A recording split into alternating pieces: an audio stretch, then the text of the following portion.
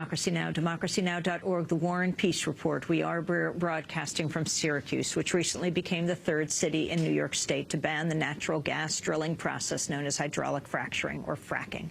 The Syracuse Common Council voted unanimously last week to ban hydrofracking within city limits. They also voted to limit where fracking wastewater can be stored. Albany and Buffalo have already banned fracking. Fracking is controversial because it injects millions of gallons of water, sand, and chemicals deep into the earth in order to break up shale rock and release natural gas. Earlier this year, scientists at Cornell University argued shale gas, touted as cleaner alternative to coal, could actually be a worse contributor to climate change because of methane that leaks into the air during fracking.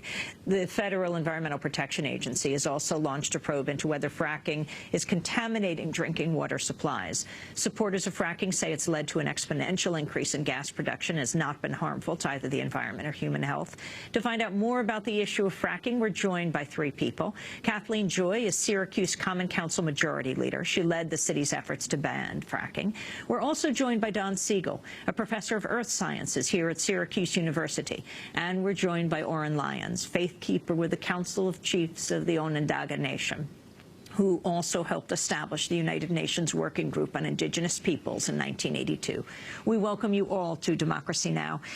Why don't we begin with Common Council member Joy. Explain what exactly happened last week.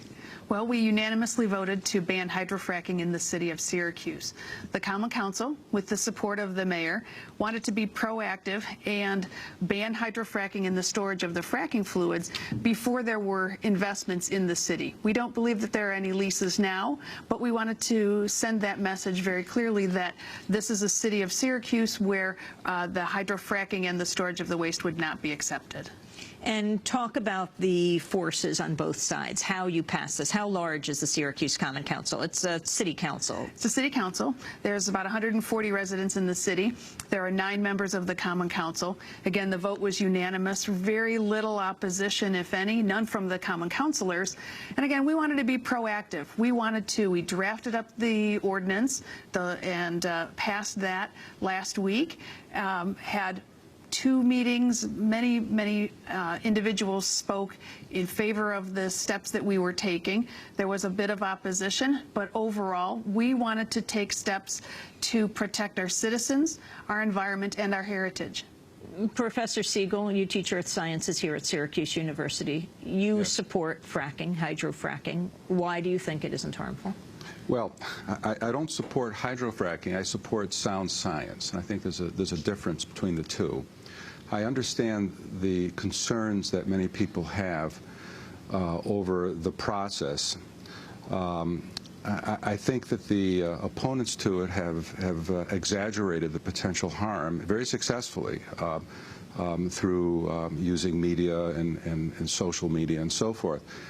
From my understanding of the process, and every independent group of water scientists I know who have looked at it have come to the conclusion that although there will be an occasional case of human error, that by and large it is a very safe process. And just last week there was a report published out of Penn State where a fairly extensive array of samples were taken of homeowners' wells, which came to the conclusion they saw no difference in places where they had hydrofracking for some period of time. So.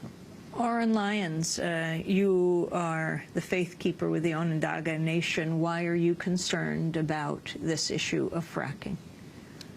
Oh, for us, it's a long-term vision on water, and the fact that the northeast of America has over 1/4 of the world's potable water, and the responsibility that goes with that kind of a resource, life-giving resource, and safeguarding that, I think, is fundamental to future life. And we take a long-term view. You know, we hear again and again the responsibility of 7 generations. We literally think in that direction. And in order to safeguard those generations coming, you're going to have to defend it right now.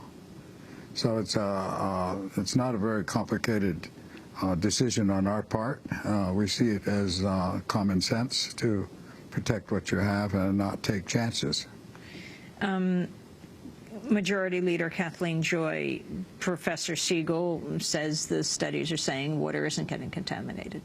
Well, he also mentioned human error, and I think the risks are too great for contamination to allow that in the city of Syracuse. As we progress forward, and I think the chief is correct, we're sitting on Onondaga Lake, and we also have to protect our heritage, our watersheds, and our environment. Part of the ban on hydrofracking does exactly that. You know, Onondaga Lake in particular is one of the most polluted lakes in the world, and that was a result directly of economic development, businesses coming in with the promise of jobs and growth. And we saw how terribly contaminated the lake has gotten because of those efforts. Again, we wanted to be proactive and stop that process before it happens. Professor Siegel, you hear Oren Lyons, chief at Onondaga Nation, express concern about protecting natural resources. Do you share his concerns? I absolutely do. But I see greater threats to our water supply than from the development of natural gas. The number of accidents or human error that have occurred with respect to the whole industry has been very, very, very small. And I see road salt, I see pharmaceuticals, I see everyone who has a septic system contributing to local groundwater contamination problems far more than I could ever envision from failed gas wells. Oren Lyons, when you hear Professor Siegel speaking, does it allay your concerns? Well, I work internationally quite a bit with a lot of scientists and on this issue of global warming and the protection of resources and the burgeoning human population. I see, and the Onondaga Council and the Six Nations see two events occurring right now. One, it's a compounding of human population. 1950, there were 2.5 billion people in the world, and 60 years later, we have 7. And fairly soon, we're going to have 2 more billion. That requires water, that requires food, that requires a safe place to live. And then the other compound action that's occurring is the ice is melting in the north. The ice is melting in Greenland, and that is exacerbating this whole discussion on global warming.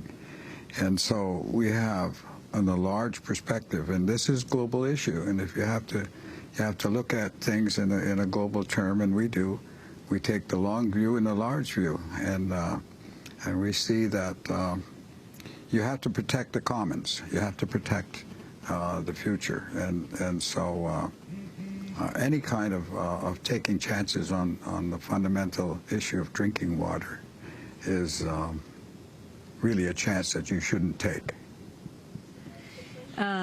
Kathleen Joy, are other cities calling you from around the country?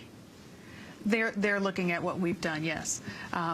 We know that Albany has they've just vetoed their hydrofracking. We have the city of Buffalo, Syracuse, and some of the smaller municipalities.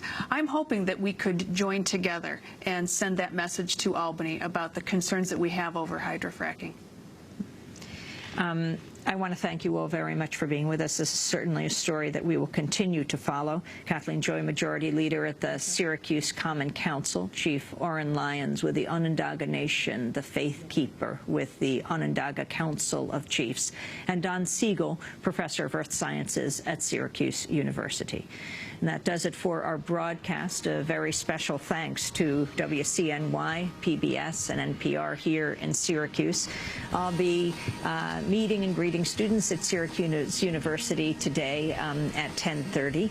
Looking forward to that, and special thanks to my colleagues, Dina Guzder and Nermeen Sheikh here in Syracuse. Democracy Now! Produced by Mark Burke, Renee Feltz, Aaron Mate, Nermeen Sheikh, Steve Martinez, Sam Alcoff, Hani Massoud, Robbie Karen, Ryan Devereaux, Dina Guzder, Manal Khan, Mike DeFilippo, Miguel Noguera, engineers.